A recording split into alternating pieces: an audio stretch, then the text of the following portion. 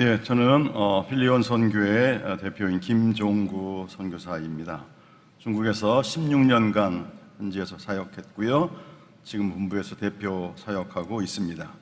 빌리온 선교회는 1984년 우리 설립자인 양영학 선교사님이 홍콩으로 출국을 하면서 세워진 빌리온 기도회로 시작되었습니다. 그리고 15년간 기도로 준비해왔고요. 99년에 빌리온 선교라는 이름으로 정식 발족되었습니다. 그래서 금년이 이제 22주년 되는 순수 국내 자생 선교 단체입니다.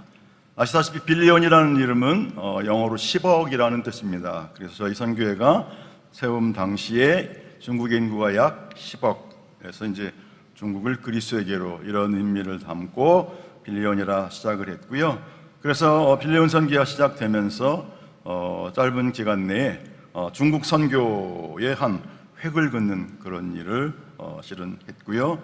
그리고 한 10여 년 이후에부터 선교 중국의 시대를 여는 그런 사역을 시작해서 중국 교회와 함께 또 열방을 섬기는 그런 일도 감당하고 있었습니다. 그러나 또 시대적인 요청과 중국의 여러 환경들의 변화로 말미암아 저희는 이제 중국에서 또 다변화하는 그런 일을 시작했습니다. 그래서 지금은 메콩강 유역, 그리고 인도 차이나, 그리고 중동 유럽까지 확산되어서 18개국에 120명의 선교사가 함께 사역하고 있습니다.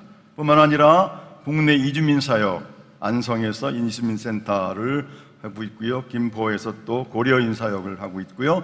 또 용인에서 중국인 유학생 사역하는 등 국내 이주민 사역에도 또 이렇게 눈을 돌리고 사역하고 있습니다. 저희 선교회는 크지 않지만 아담한 그런 선교회입니다. 그러나 유연한 선교 정책을 가지고 있고요. 선교사들이 함께 사역하기에 아주 편한 그러나 분명한 목표를 가진 그런 선교회입니다. 따뜻한 멤버 케어가 늘 이렇게 동반되어 있는 그런 선교회입니다. 오늘 이렇게 함께 말씀을 나누게 되어서 감사하고요. 실은 몇 년 전에 제가 남서울교회에서 있었던 어떤 모임에 갔을 때 홍 목사님이 나오셔서 이런 말씀을 하신 것이 기억이 납니다. 아주 친한 친구분이 선교사로 나갔다가 이제 마치시고 돌아오셔서 그런 전화를 했다 합니다. 나 이제 서울에 왔는데 어디로 가지?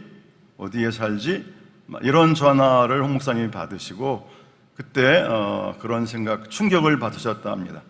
보내는 일에는 정말 열심으로 했는데 보내는 일에는 이제 그들이 돌아온다는 생각은 한 번도 해보지 않은 상태였는데 그 친구, 친한 친구 선교사가 이제 사역을 마치고 돌아와서 준 전화를 받고 충격을 받고 아마 오늘 이 은퇴 선교사들을 위한 이런 주거 공간을 기획하셨다라고 하는 말씀을 제가 들었던 기억이 있습니다.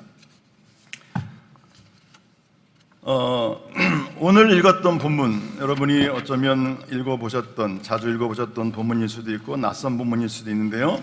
그 성경에 보면 그 중간중간에 제목을 달아 놓았는데요. 이런 제목이 달려 있습니다. 사사로운 부탁. 제목이 참 재미있게 붙어 있습니다. 그런데 저는 이 제목을 이렇게 바꾸어 보았습니다. 멤버 케어를 부탁해. 멤버 케어라는 말 여러분들이 이리저리로 많이 들어보셨으리라 생각이 됩니다.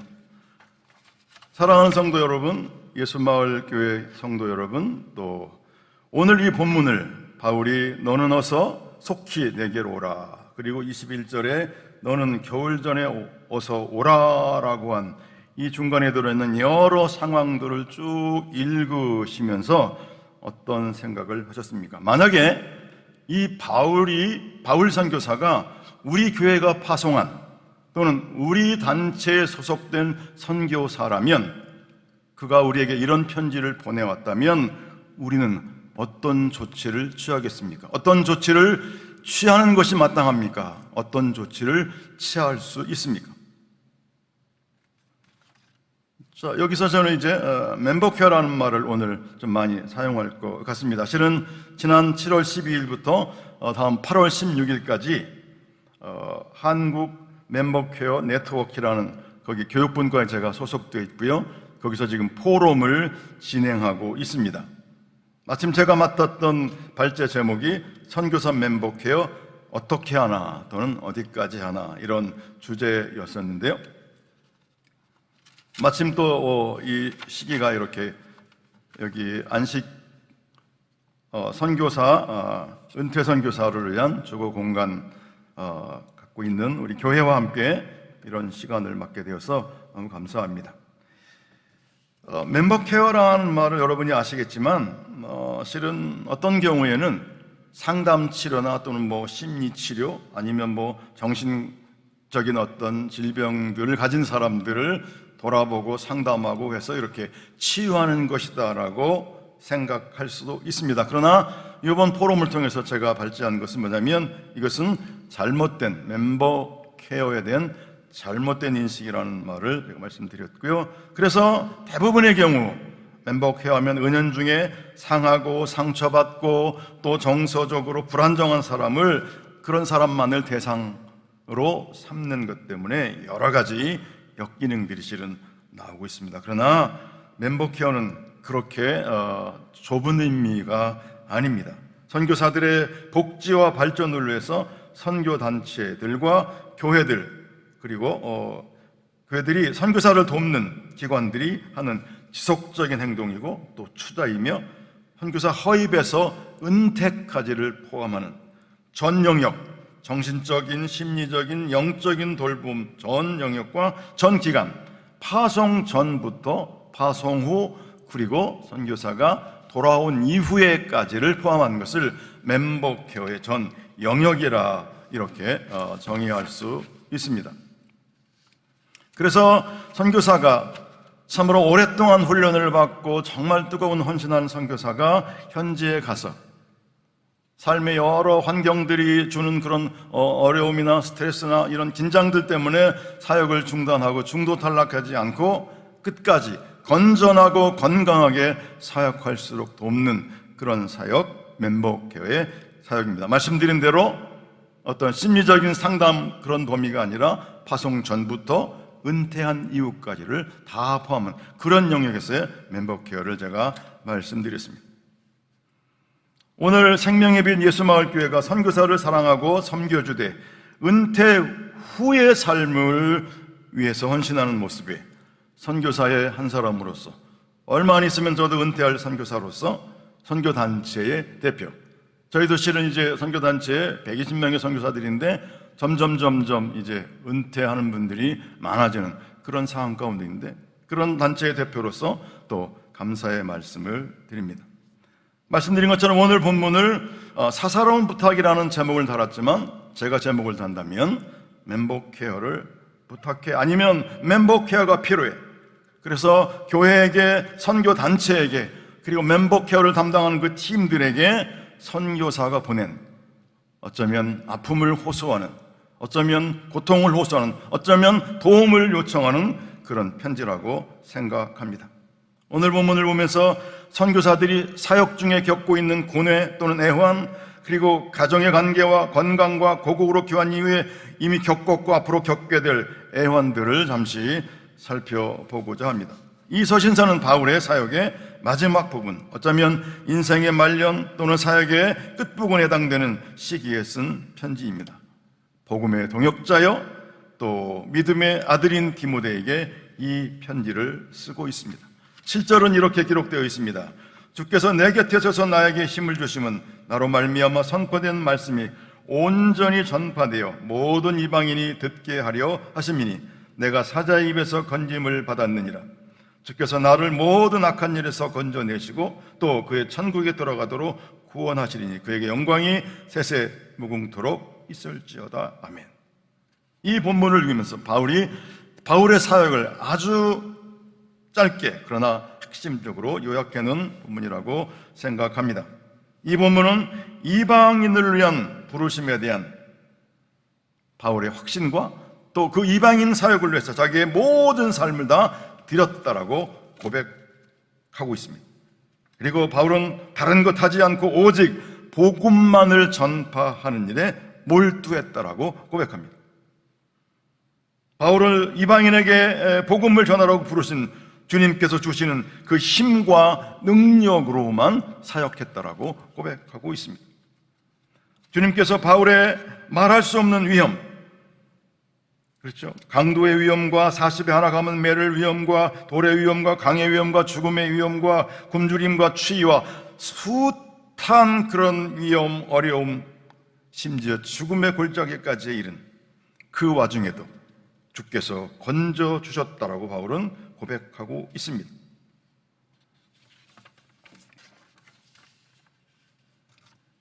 오늘 읽지 않았지만 6절로 8절에 보면 바울은 자신의 사역과 삶을 이렇게 정리하고 있습니다. 전제와 같이 내가 벌써 부어지고 나의 떠날 시각이 가까웠도다. 나는 선한 싸움을 싸고 나의 달려갈 길을 마치고 믿음을 지켰으니 이제 후로는 나를 위하여 의의 면류관이 예비되었으므로 주 곧 의로우신 재판장이 그날에 내게 주실 것이며 내게만이 아니라 주의 나타나심을 사모하는 모든 자에게도니라. 바울은 1차, 2차, 3차 선교 여정, 그리고 로마로 가는 여정, 로마의 감옥 여정을 다 정리하는 말입니다. 6절은 어쩌면 자신의 죽음, 자신의 순교를 염두에 둔 말이기도 합니다. 사역 중에, 그리고 사역을 마치는 그 여정 중에도 죽음이 그를 기다리고 있음을 바울은 고백하고 있습니다. 우리는 선교사 바울을 이렇게 이해할 필요가 있습니다.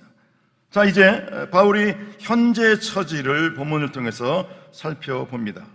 9절은 이렇게 시작합니다. 너는 어서 속히 내게로 오라. 그리고 그 편지의 맨 마지막 절 앞에 가면 너는 겨울이 오기 전에 어서 내게로 오라.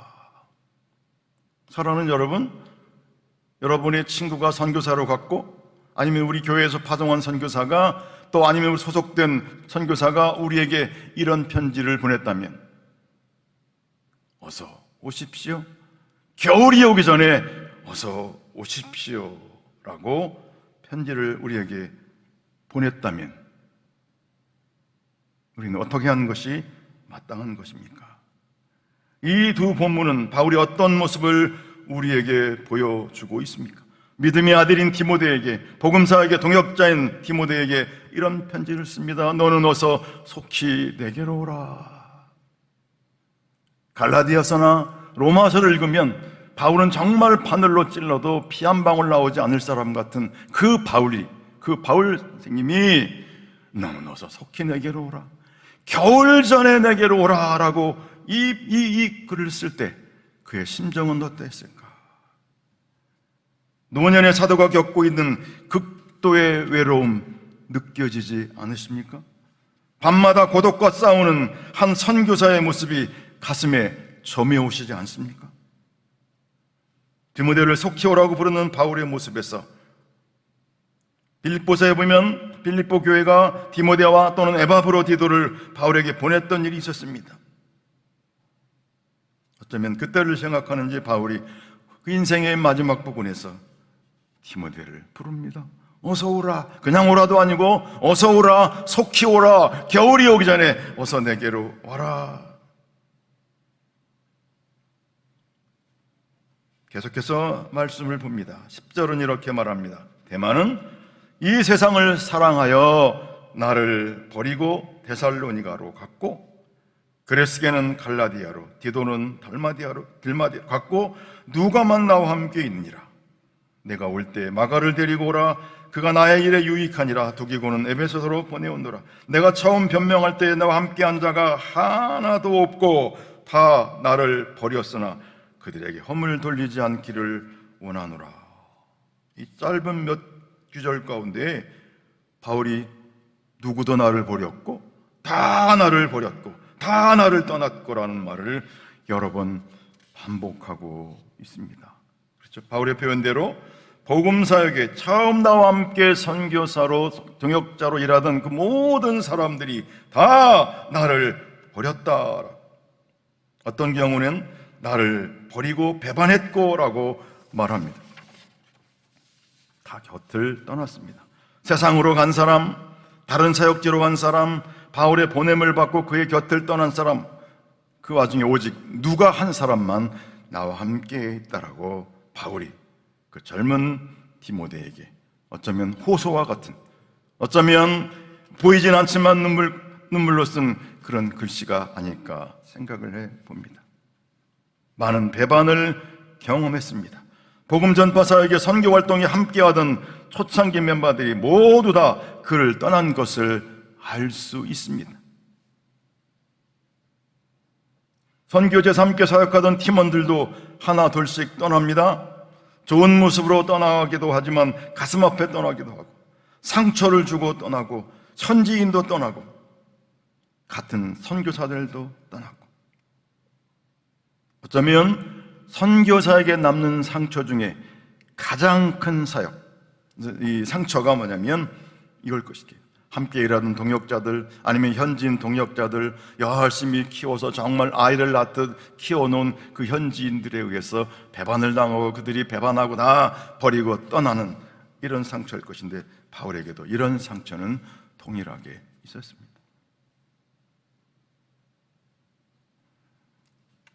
한국선교협의회에서 이런 조사를 했었는데요. 중도 탈락의 주요 원인이 무엇입니까? 라고 목회자들에게 물었는데, 동료 선교사와의 갈등이 39%, 그 다음에 현지에서의 추방 26%, 파송교회와 단체의 또 갈등들이 이렇게 있었습니다. 그렇죠. 동료 선교사와 또는 팀원들과의 갈등.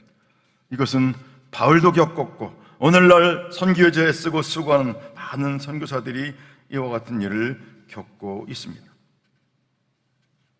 자, 이런 때 선교본부나 아니면 선교단체 아니면 파송교회에서 개입한다 그러죠. 누군가를 보내거나 아니면 뭐 부르거나 이런 일을 통해서, 개입을 통해서 그 사건이 잘 해결되도록 그를 케어해주고 돌보아주는 사역이 반드시 필요할 것입니다. 자, 11절 보면 이렇게 되어 있습니다. 내가 올 때에 마가를 데리고 오라. 그가 나의 일에 유익하니라.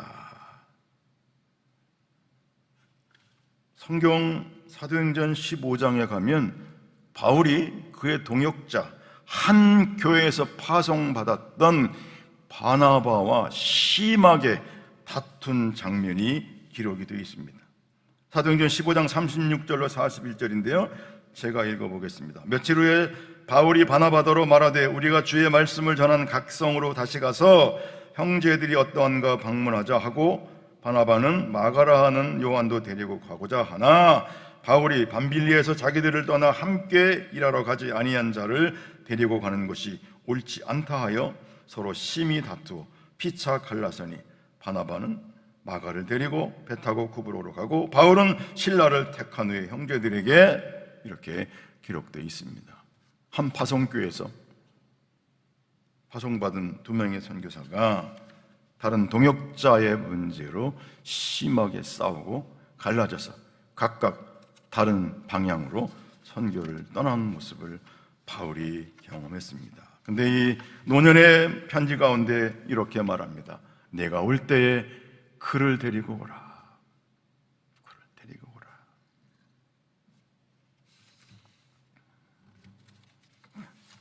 관계를 회복하고자 하는 바울의 의도가 충분히 있으리라고 생각합니다. 물론 이제 그가 나의 사역에 필요하다라고 언급했지만 그 심중 깊은 곳에는 이전에 그렇게 헤어졌던, 그렇게 갈라섰던, 그렇게 관계를 끊었던 마가를 다시 불러서 회복하고자 하는 그런 의도가 있다라고 생각됩니다. 선교사들이 사역 중에 또 삶의 여러 환경 중에 겪는 다양한 그런 고뇌들, 애환들을 이렇게 계속 살펴보고 있습니다. 내가 올 때 드로아 가보의 집에 둔 겉옷을 가지고 오고, 또 책은 특별히 가죽 종이에 쓴 것을 가져오라. 멤버케어 영역들이 여러 가지가 있습니다. 육체적인 필요를 채워주는 방법이 있고, 정서적인, 정신적인 혹은 또 영적인 필요를 또는 재정적인 필요를 채워주는 여러 가지 것들인데, 13절에 보니까 내가 올 때 드로아 가보의 집에서 겉옷을 가져와라. 아마 겨울을 나기에 너무 추웠던 것 같습니다. 육체적인 필요를 우리는 알 수 있습니다. 멤버 케어 종류에 보니까 여러 가지가 있더라고요. 셀프 케어라, 자기가 자기를 케어하는 방법이 있고요. 그리고 공동체가 케어해주는 방법이 있고, 그리고 또 파트너끼리 서로 간에 이렇게 케어해주는 방법이 있고, 그리고 주님이 케어해주는, 예수 그리스도께서 친히 케어해주는 모습을 볼 수 있습니다. 오늘 바울의 모습을 보면서 또 주님으로부터 스스로 케어를 받기도 하지만, 또 기타 이런 사사로운 부탁이라고 제목을 붙일 만큼 정말 사사로운 이야기들을 쭉 통해서 보는 것은 누군가에 의해서 주님의 케어가 반드시 거기에 있어지지만, 바울 스스로 케어할 수 있지만, 공동체 안에서 그를 파송한 교회에서 또 그가 소속되어 있는 선교 단체에서 그를 케어하고 돌보고 회복시켜야 되는, 그래서 그가 정상적으로 건강하게 건전하게 사역하도록 하는 일을 해야 할 것이라고 생각합니다. 자, 오늘 21세기 사는 또 28,500명의 선교사를 파송한 우리 한국 교회에 이 편지가 도달했다면 아마도 몇몇 단체들, 지금도 멤버 케어라는 말이 계속 이렇게 번져가고 있지만 실은 정말 멤버 케어다운 케어를 하는 단체가 10개도 되지 않는 것 같습니다. 이번에 제가 포럼을 통해서 그런 것을 발견했는데요, 부분적인 것들, 뭐 상담을 하거나 디브리핑을 하거나 요 정도 선으로 멈추지, 아까 말씀드린 대로 전 영역, 정신적인, 육체적인, 또 영적인, 그리고 전 기간, 파송 전부터 은퇴 후까지를 이렇게 생각하는 멤버 케어를 하는 단체들이 많지 않았습니다. 바울은 육체적인 피로, 겨울을 나기 위해서 반드시 필요한 용품이 겉옷인 것을 우리에게 말씀하고 있습니다. 을씨년스럽게 추운 겨울, 노년의 몸이 쇠약해진 바울의 모습을 볼 수 있습니다. 그리고 책을 가져오라, 뭐 성경이라는 것들이 많이 있습니다. 자, 이제 이런 질문을, 오늘 본문중에 나와 있지 않지만 이런 질문을 한번 던져봅니다. 바울이, 이런 상태에 있던 바울이 모든 사역을 다 마치고 이제 나는 모든 사역을 다 접고 2022년 1월에 한국으로 들어가려 합니다. 은퇴 연령이 되어서 은퇴하려고 합니다. 이렇게 편지를 우리에게 보냈다면,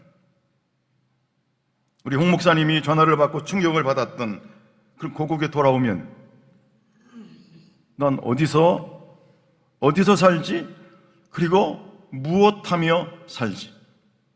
어떻게 살지는 뭐 이제 그 다음 문제고요. 어디서 살지? 무엇하며 살지?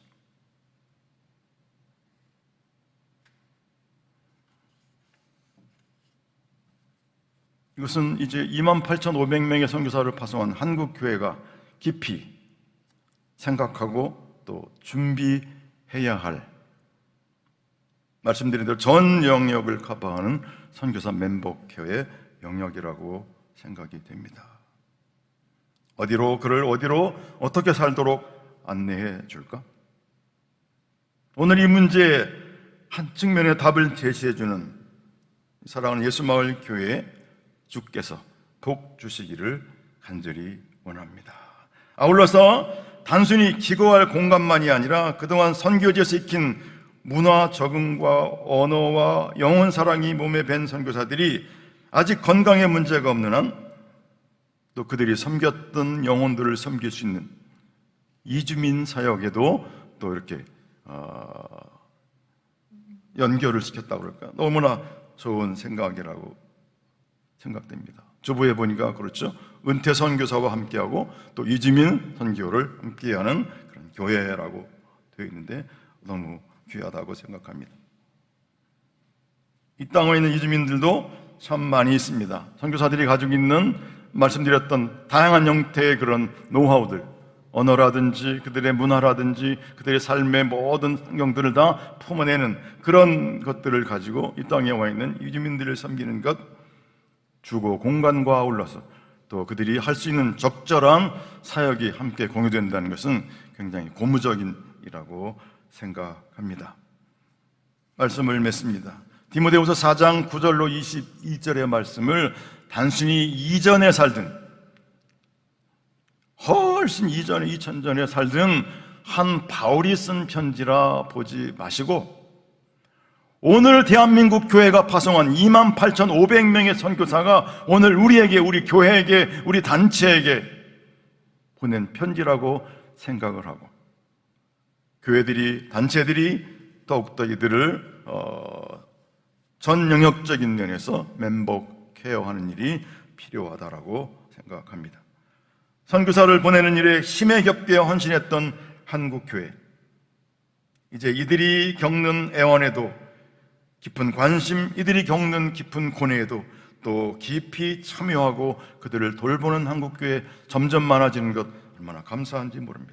이제 이들이 모든 사역을 마치고 조국으로 돌아와서 은퇴한 이후에 사역과 삶을 정리해야 하는 그런 시기에 그런 일에도 관심을 갖는 것, 새롭게 나갈 선교사들에게도 힘이 되고요.